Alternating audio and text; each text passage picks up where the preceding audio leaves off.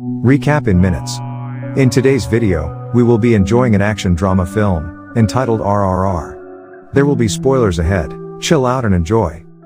The movie is about the period of direct British rule over the Indian subcontinent, and it begins with British tyrannical administrator, Scott Buxton, returning home from hunting in the forest while his wife, Catherine, gets her hand painted by a young and talented girl from the Gond tribe named Molly. Scott is surprised that someone like the little girl can possess such talent. Scott looks down on brown people and does not think much about their existence. She tells her husband that she wants to take the girl with her. He then asks his assistant to pay the mother of the child. Due to the language barrier, the mother, Loki, believes that the payment is for the artistry. What she does not know is that her daughter will now be taken away from her. The payment is for her daughter. A commotion takes place as Loki tries to stop the car from leaving. She hugs one of the wheels while begging to let her daughter go. A sergeant aims at her head but is stopped by Scott as he does not want him to waste the bullet.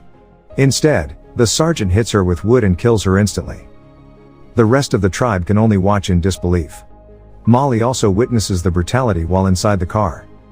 Meanwhile, at a prison facility, furious Indians are on the verge of breaking in as they demand the release of their leader, Lala Lajpat Rai. The jail guards are terrified as they are clearly outnumbered. The officer in charge requests backup, but he is told that it will take hours before the reinforcement arrives. Alluri Sitarama Raju is tasked to arrest one of the protesters. This looks impossible to perform given the thousands of angry protesters outside. Without a second thought, he immediately leaps toward the crowd and starts hitting everyone in an effort to get to the protester. Despite being overwhelmed multiple times, he manages to capture the suspect and return back inside. Venkatavadani, a special advisor to the Nizam, wants to see Governor Scott, but since he is not available, he informs his assistant, Edward, about the purpose of this visit. Scott and his team brought Molly with them, and the tribe, as well as the police department, want her to be returned back. Venkat also warns Edward that the tribe has a guardian who is willing to risk his life to save the little girl.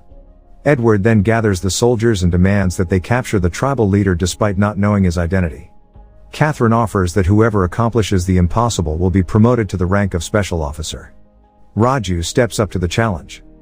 In a forest just outside Delhi, Kamaram Bhim volunteers as a lure to trap a wolf. As the chase ensues, a tiger spots him and pursues him as well. In the end, he captures the tiger with the help of his men. He and his team have been looking for Molly for 6 months now. They have not found luck so far. Back in the city, Bhim disguises himself as a Muslim mechanic. One day, he is beaten by a British soldier, but he refuses to fight back as he does not want his identity to be discovered, and he also wants to make sure that the family that gives him home will not be compromised. Bhim and his men observe how to get into the governor's mansion.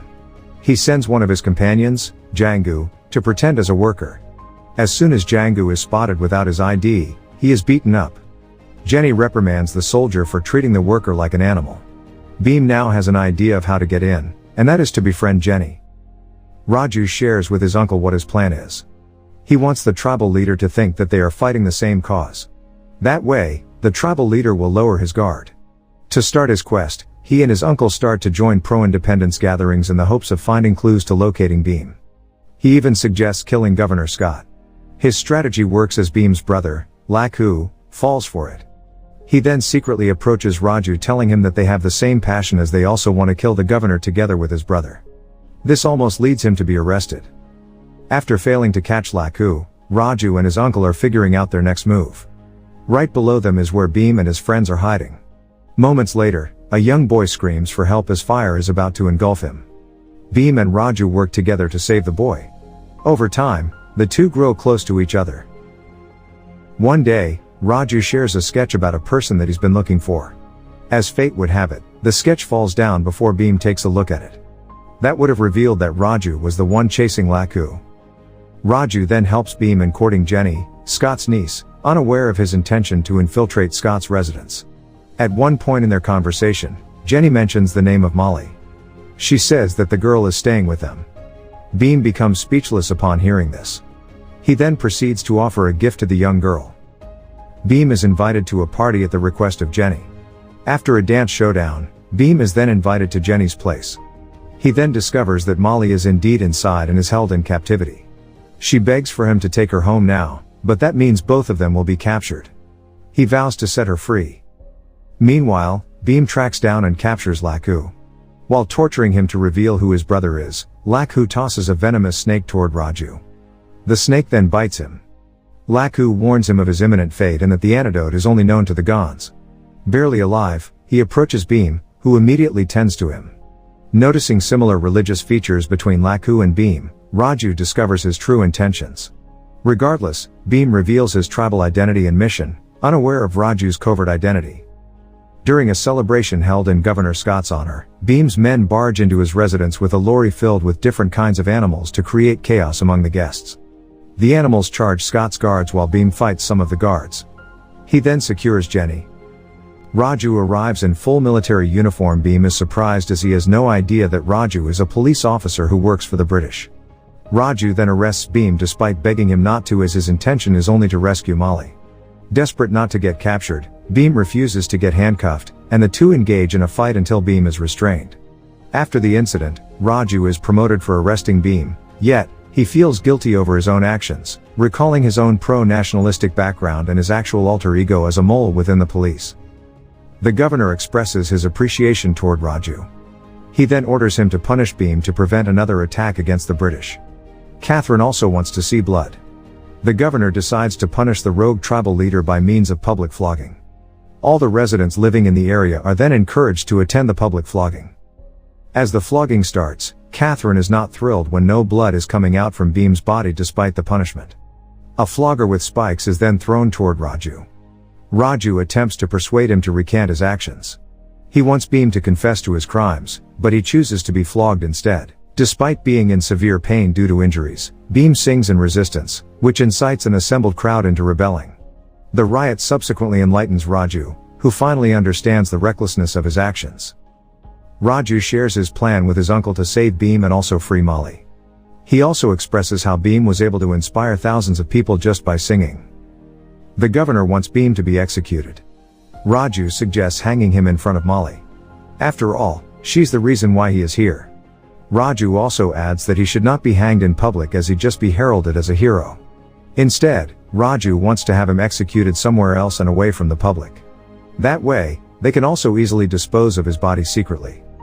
As the team moves toward the execution site, Raju begins to work on his plan to save Molly. In the process, he is severely injured while Molly manages to run towards the forest. As police officers approach Raju, he shoots them.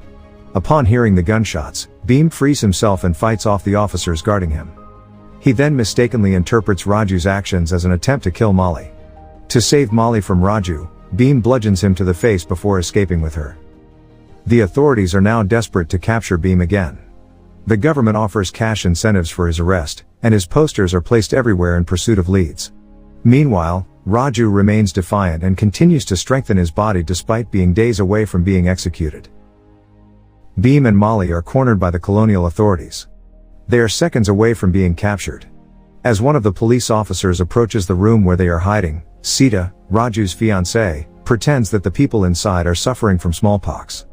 This drives the police officer away. When he informs his superior, all of them are then ordered to abandon the house. Not knowing Bheem's identity, she reveals Raju's actual anti-colonial objectives and his impending execution. Downhearted upon realizing that it was his fault after thinking that Raju was attacking Molly, Bheem vows to save him.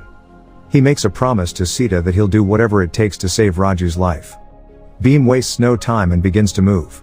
With the help of Jenny, Bheem infiltrates the barracks where Raju is detained and frees him, alerting multiple soldiers in the process.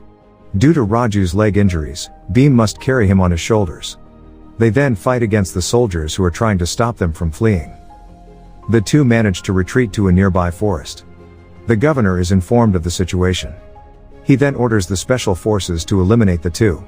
At the nearby forest, Raju and Bheem decimate more soldiers with the use of a longbow taken from a ram shrine. Raju also uses an arrow to launch grenades and kill more soldiers.